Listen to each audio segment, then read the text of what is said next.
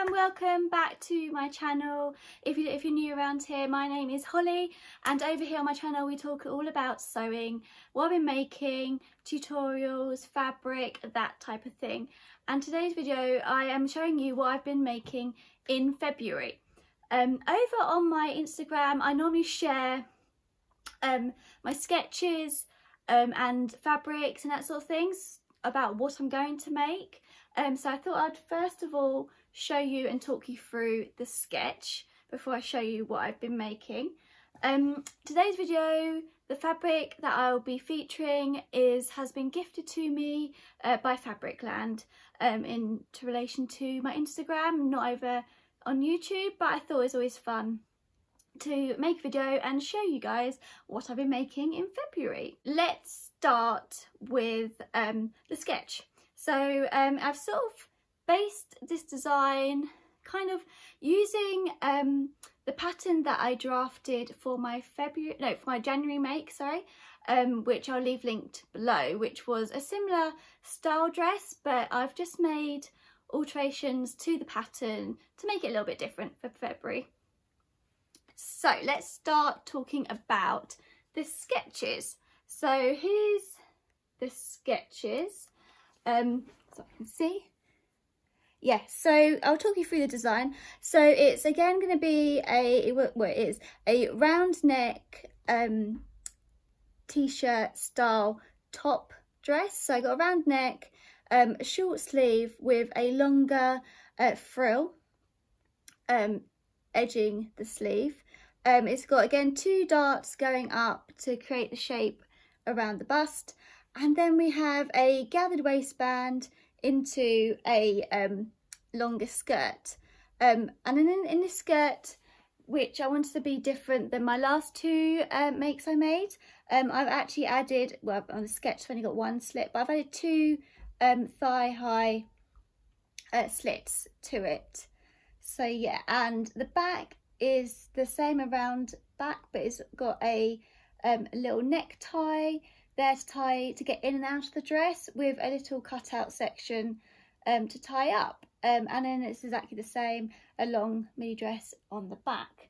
On this sketch over here I've also played around with the idea of adding a waist tie to it to kind of cinch in the waist on this dress. It's going to be a optional waist tie, so it's not going to be fitted to dress, it's not going to be loops, it's just a separate section of fabric which you can use as a tie, which I did choose to do.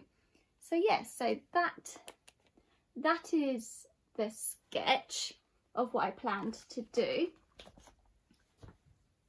For the fabric of this video, like I said at the start of the video, it has been gifted to me by Fabricland, and I chose a black linen fabric from Fabricland for this make.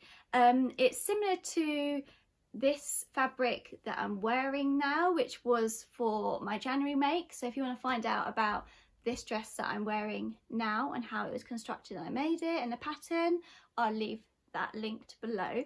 But for this month I decided to change from white and go to black. The black fabric is, I'll show you it, I'll show you the bottom of the dress,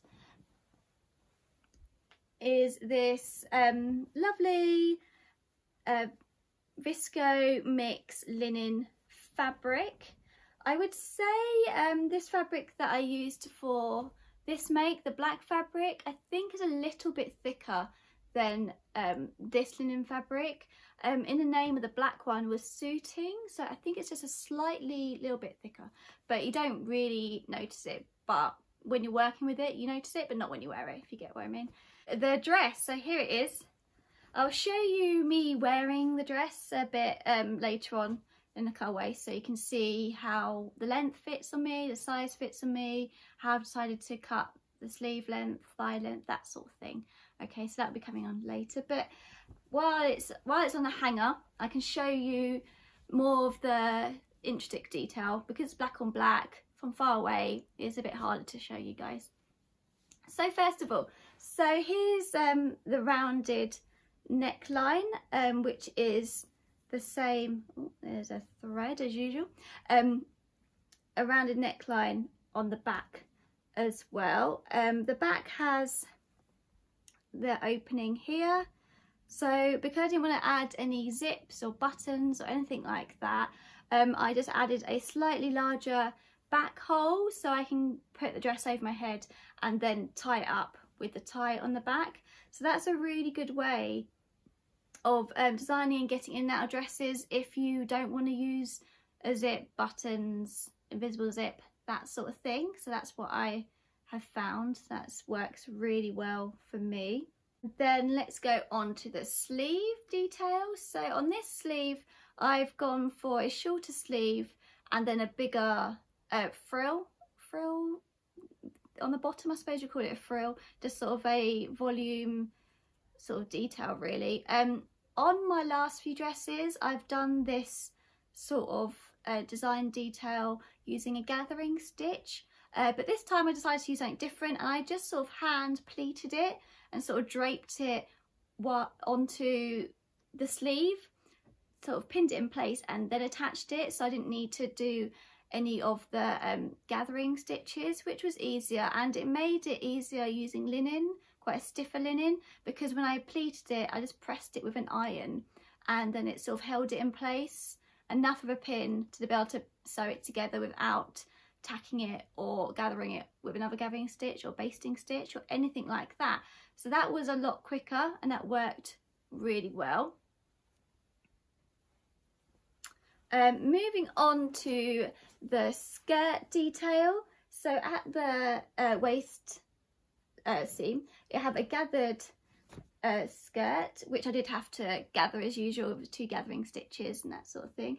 If you want a tutorial about how to gather successfully and easily, I have a tutorial step-by-step photo guide over on my sewing blog, so I'll leave that linked below if you need a guide.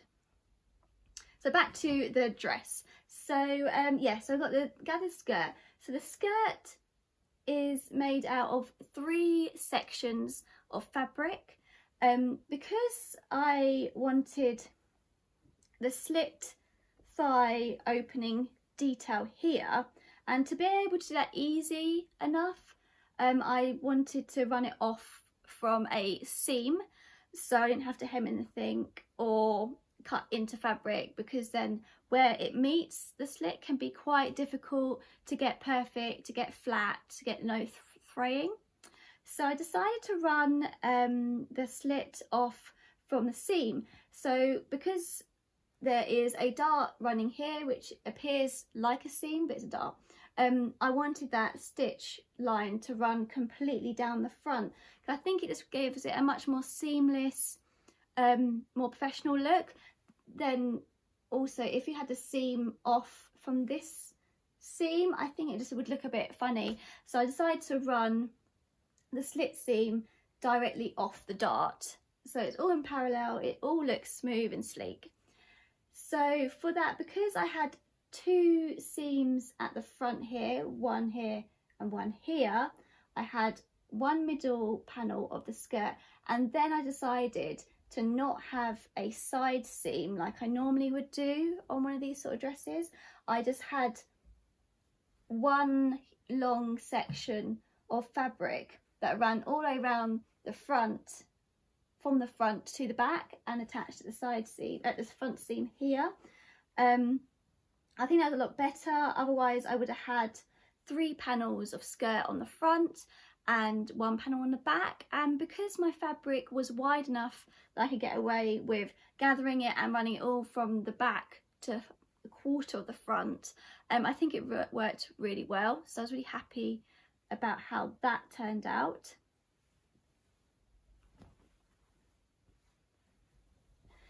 Into regards of all the sort of construction sewing detail, in my sewing I like to use a French seam as much as possible, because I think it's a really easy seam and it gives a really professional, lovely finish where you don't have to kind of finish the raw edge as such. So I decided to do that on all of the seams. I even managed to do it on the gathered waist skirt seam as well, which I was quite happy about, because I hadn't tried that before. I thought it might be a little bit bulky, but actually it worked quite well, as long as I just was really precise with my pressing, making sure it didn't bulk, and as everything laid flat, it worked really well. So I'm definitely going to do that again. And I did the same as well with the sleeve seam here. Might be able to show you the inside actually. Yeah, it's easier to get to. Like, there we go, that's the French seam. So it just looks really lovely inside your garments. I know people say, you know, no one's going to see inside the garment, you know, what's the point of making it look beautiful? But I think, you know, when you've made something, there's no point making it look so lovely on the outside and perfect, and then just completely like forget the inside. So I always like to make sure the inside looks as good as the outside. That's just my personal opinion, but a French seam is a really good way of doing that, I think. One last thing I want to talk about construction is how I decided I lined the bodice front and back using the same linen fabric. So if we look inside the garment, you'll see it's the same fabric, not a lining fabric. Because of the nature of this fabric, it's quite thin, light, breathable, like drapey. I was able to line it with the same fabric. Not all fabrics you could get away with doing a double lining of the same fabric. Yeah, so it's just sort of like you have to work with what fabric you've got on that. But on this dress, it worked really well. Because this fabric you can see through it slightly when the sun is directly behind it or something laid flat behind it. I just really didn't want to see my underwear through it, so I thought the best thing was just to line it, basically, so I know I'm completely safe. So that's also why a lovely reason to line things, because then I haven't got any, I can't see the dart seams, I can't see this centre back seam inside. It's completely smooth and looks really lovely. So that's another reason of lining, to make sure the inside of your garments look great again. Right, so let's quickly talk about, in the sketches I mentioned about a waist tie, because I want the waist tie to be a permanent feature to the dress, so I could choose to wear it with it or wear it without it. I didn't add any waist tie loops to the skirt, so I can just tie it around my waist. So here is just the simple waist tie. I made it quite long so it can wrap around me a couple of times and then tie in a bow or tie it loose and have the ends of it falling down. So I thought that was quite lovely. How I made this, I just basically cut one large long section of a rectangle section of fabric. I folded it over, bagged it out, left a tiny gap not stitched, pulled it through the right way, pressed it down so it's all flat, and then top stitched all the way round the edge of it, so then it stays nicely in its rectangle shape. The hole that you leave to pull the fabric through gets top stitched down so you haven't got a raw edge. So yeah, so that is the tie detail. Right, so that is the dress. I've shown you all its details, construction, sewing details, those sort of things. So now I will put on the dress and show you what it looks like on me. Right, so here's the dress on me, so I can show you how the lengths and everything it fits me. The length of the skirt, as you can see, is just below my knee. Ideally, I think I wanted it more of a midi dress to maxi dress, but when I was cutting out the skirt, I was a little bit worried of how much fabric I'd have left for the waist tie. So I was very conscious of that, so I kind of shortened it, and I think I might have got away with just making it a little bit longer, but it's fine, it works really well. It's just one of those things to bear in mind for my next dress, just to always make sure the length that I want. Yeah, so see the thigh slips at the front here. go nicely to a nice point on my thigh where the slit is kind of, you can see the slit and it's got movement, but it's not too high that when in the wind or walking or whatever it's going to fly open all the time. So that's a detail that I am really happy with. I also really happy that I put that slit in the dress, because I think a full black skirt without any slits or movement would swamp me a little bit, and that's what I was worried about this fabric. But as long as I've got some movement, you can see my legs through the skirt, I think it works really well, and I'm really happy of how that has turned out. The sleeve length on me, this is really good length. I'm really happy with it. Because I was adding a bigger frill pleated section on the bottom of the sleeve, I just brought up the sleeve length a little bit more from my original pattern, because if I had the sleeve to here and then had the frill, it would turn into a kind of elbow length sleeve instead of a proper length sleeve. So that worked out really well. I'm happy about that. I'm also really happy that I added, you probably can't see so well being black on black and it's quite a sunny day, that I added the waist belt as well here, because I think I might have slightly stretched the fabric when I added the skirt to the bodice, so the dress kind of goes out a little bit.